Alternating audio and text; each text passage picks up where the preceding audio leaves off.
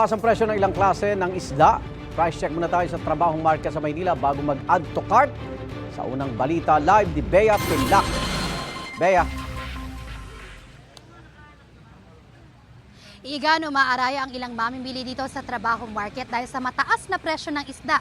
Biruin pa nga rito, buti pa ang galunggong, bangus at tilapia nagmamahal. Posible rin daw na mas tumaas pa ang presyo nito habang papalapit ang Holy Week.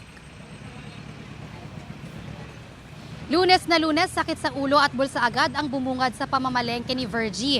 Ang piniritong tilapia kasi na ihahanda niya para sa pamilya niya ngayong araw, kailangan bawasan dahil sa mataas na presyo ng isda.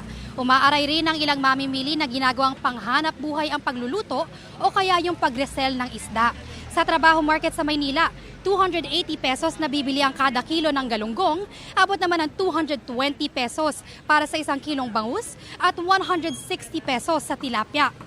Ayon sa Bureau of Fisheries and Aquatic Resources, inaasahang bababa ang presyo ng isda lalo na sa tag-init at dahil bukas na ang major fishing grounds sa bansa. Sabi pa ng BFAR, sapat ang supply at stable ang presyo ng mga isda.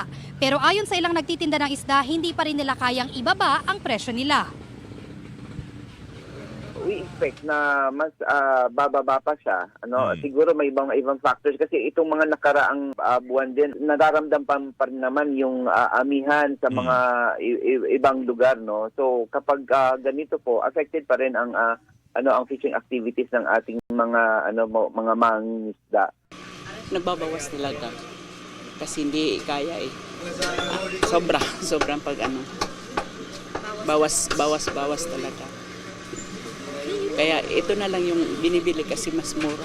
Dati 100 lang mahigit yan, ngayon doble na eh.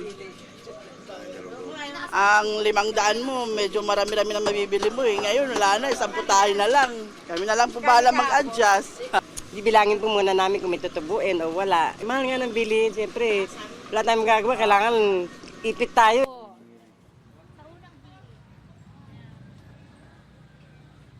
Igan, ang ilang tindera ng isda na nakausap natin, nangangamba na baka raw mas tumumal pa ang benta nila kapag lalong tumaas ang presyo ng isda. Ang mga mamimili naman humihirit na kung wala daw talagang choice kundi magtaas ng presyo ay sana kakaunti lamang.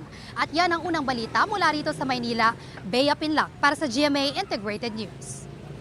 Igan, mauna ka sa mga balita, mag-subscribe na sa GMA Integrated News sa YouTube para sa iba't ibang ulat sa ating bansa.